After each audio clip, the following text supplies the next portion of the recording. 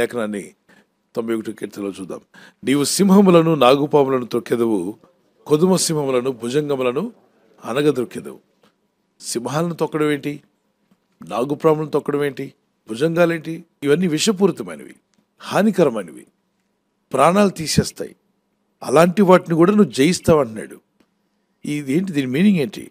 దేవుని బిడ్డలారా, వెళ్ళిపోయి అడవిలో ఉన్న సింహాన్ని తొక్కమని కాదు దాని అర్థం, దారిని పోతున్న పామును తొక్కమని కాదు దాని అర్థం. అంటే స్పిరిచువల్ మీనింగ్ ఏదైనా ఉందా? ఎస్. నీ మీదకి ప్రాణదాడి చేయడానికి వస్తున్నటువంటి హాని కలిగించేటువంటి శక్తులు ఉన్నాయో, దురాత్మలు, చీకటి శక్తులు, అంధకార శక్తులు, వాటి లీడర్ అయిన లూసిఫర్ని కూడా బైబిల్లో సర్పము అని పిలువబడ్డాడు. నీ మీద కీడు కలిగించేవి దురాత్మలు, చీకటి శక్తులు. బ్రదర్, నా కల్లో పాము వచ్చింది బ్రదర్ అనగానే దాన్ని వెంటనే అందుకుని, అమ్మా శోధనలో పడిపోతున్నామమ్మా, భయపెట్టకండి. ఏది ఎంత మాత్రం మీకు హాని చేయదు. గద్దించు, ప్రభా ఆ శోధనలో నుండి నన్ను తప్పించు ప్రభా, తప్పించి దేవుడు నాకు నన్ను యేసయ్యను ఆశ్రయించు. ప్రార్థన చేయి. పాములను చూసి భయపడ్డాం, భుజంగములను చూసి భయపడద్దు. నీకు కీడు చేసేవి ఏదైనా సరే అది నీ మీద పరిపాలన చేయకుండా దేవుడు తప్పించగల శక్తిమంతుడు. ప్రార్థించినప్పుడు బహుధైర్యంతో ప్రార్థన చేయాలి. ఎలా తొక్కివేస్తావు, వాటన్నిటిని ఎలా బంధించగలుగుతావంటే ఎఫ్ఎస్సి పత్రిక 6వ అధ్యాయం 12, 13, 14 వచనాలు అంటాడు, సర్వాంగ కవచం ధరించుకునండి, అప్పుడు మీరు పోరాడినది మనుషులతో కాదు, రక్తమాంసములతో కాదు, కానీ ఆకాశ మండలమునందున్న దురాత్మల సమూహంతో పోరాడుతున్నాం. అవి ఈ నాగుపాములని చెప్పినవి, అలాగే సింహములని చెప్పబడినవి. ఇవన్నీ కూడా మామూలుగా భూమి మీద ఉన్న జీవులు కాదు, కానీ దురాత్మల సమూహంతో పోరాడుతున్నామట. అందుకే నువ్వు ప్రార్థించినప్పుడు అగ్నిలాగా దేవుని ప్రార్థన వెళ్తుంది పరలోకానికి. ఆ ఆకాశ మండలంలో నీకు అడ్డుగా నిలబడిన దురాత్మలు అగ్నిని కనబడగానే అవి దూరంగా వెళ్ళిపోతున్నాయి. అందుకే ప్రతి క్రైస్తవ హృదయంలో అగ్ని మండుతూ ఉండాలి. మరి మన ప్రార్థన అగ్ని వల్లే పైకెళ్తుంటే పైనుండి దేవుడు పంపించే జవాబులు కూడా మిసైల్స్ వచ్చినట్టుగా జవాబులు మన ఎదుగు వస్తాయంటే దేవునికి స్తోత్రం కలుగును గాక. అగ్ని మిసైల్ చూడండి, ఆ మిసైల్స్ వచ్చినట్టుగానే ప్రార్థన భూమి మీదకి వస్తున్నాయి. ఇవి ప్రార్థనలకు జవాబులు. ఆకాశంలో దురాత్మల సొమ్ము నీ ఇంటి మీద నీ పైన దాడి చేయకుండా పరిశుద్ధాత్మ అగ్ని నేను కాపాడుతుంది, దేవుని వాక్యపు అగ్ని నేను కాపాడుతుంది. సమాధానకర్తకు దేవుడు సాతానును మీ కాళ్ళ క్రింద శీఘ్రముగా చితకు త్రొక్కించును. మన ప్రభువైన యేసుక్రీస్తు కృప మీకు తోడై ఉండును గాక. సింహాలను తొక్కడం ఏంటి, నాగుపాములను తొక్కడం ఏంటంటే ఇదిగోండి, దాని వాక్యం ఇక్కడ లింక్ అయి ఉంది. రోమపత్రిక 16:20 వచనం, సమాధానకర్తకు దేవుడు సాతానును మీ కాళ్ళ క్రింద శీఘ్రముగా చితకు దొరికిస్తాడు.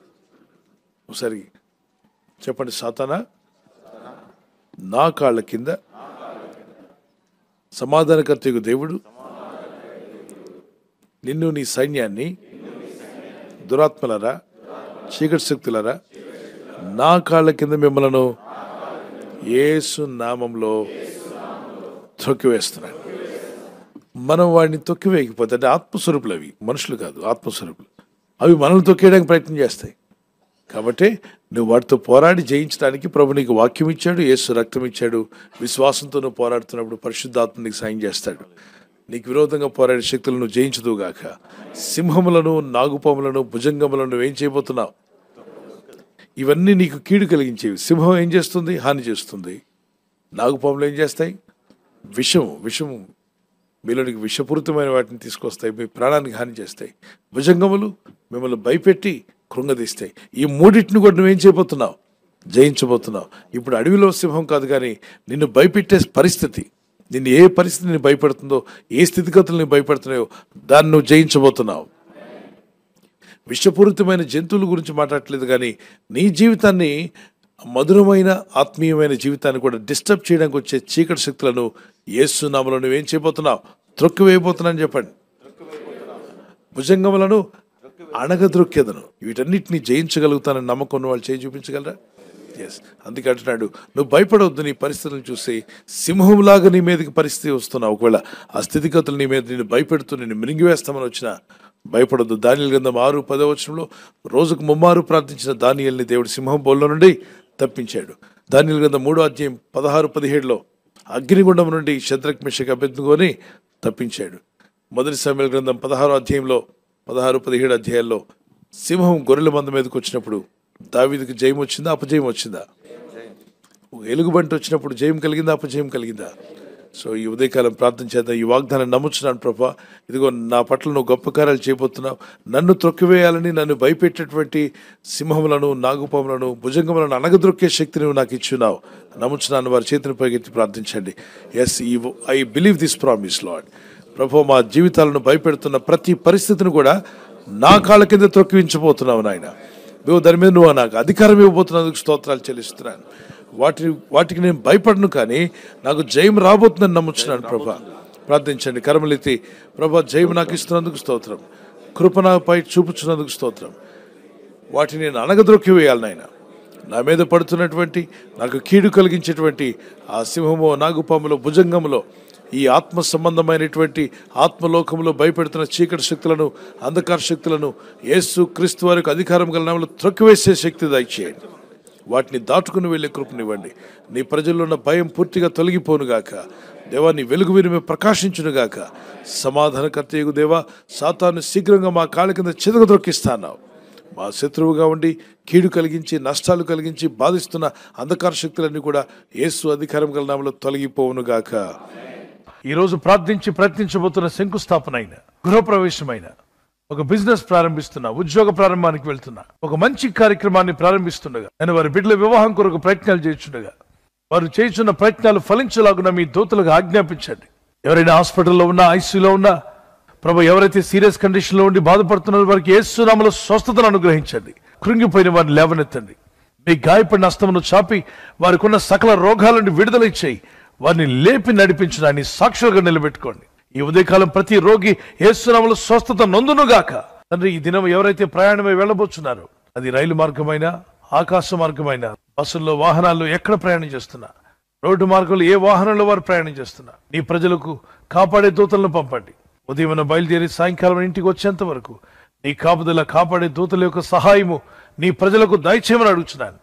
మీ నామాన్ని హెచ్చించుకోమని యేసుక్రీస్తు పరిశుద్ధ నామములో వేడుకొనుచున్నాను నా పరలోకపు తండ్రి.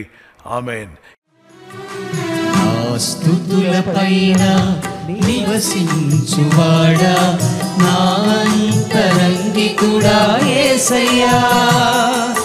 నా స్తుతులపైన నివసించువాడా, నా అంతరంగికుడా యేసయ్యా. నీవు నా పక్షమై ఉన్నావు గనుకే జయమే జయమే, ఎల్లవేళల జయమే. నీవు నా పక్షమై ఉన్నావు గనుకే జయమే జయమే, ఎల్లవేళల జయమే. నా స్తుతులపైన నివసించువాడా, నా అంతరంగికుడా యేసయ్యా. బర్త్డే జరుపుకునే వారికి happy birthday to you, many more returns of the day. ప్రభు కృప మీకు తోడే ఉండుగాక. As you enter to new year, నూతన దీవెన, నూతన హృదయం, నూతన మనసు, ప్రార్థన బలము, విశ్వాస యాత్రలో మీరు బలపరచబడాలి. మా ప్రార్థన పిల్లలు మొదలుకొని పెద్దల వరకు దీవించబడి ఆయురారోగ్యములు కలిగి జీవించటకు పరిశుద్ధాత్మను మీకు సహాయం దయచేయనుగాక. ఆమేన్. మీకు వాగ్దానము ద్వితీయ దానియేలు గ్రంథము 11:32. Book of Daniel chapter 11:32. తమ దేవుణ్ణి ఎరిగిన వారు బలము కలిగి గొప్ప కార్యములు చేస్తారు. People that do know their god shall be strong and do exploits. తమ దేవుణ్ణి ఎరిగిన వారు బలము కలిగి గొప్ప కార్యాలు చేస్తారు. ఈ వాగ్దానం మీ పట్ల నెరవేరునుగాక. దేవుని బాగా తెలుసుకోండి, గొప్ప కార్యాలు పొందుకోండి, దేవుని కొరకు జీవించండి, బలము కలిగి ఉండండి.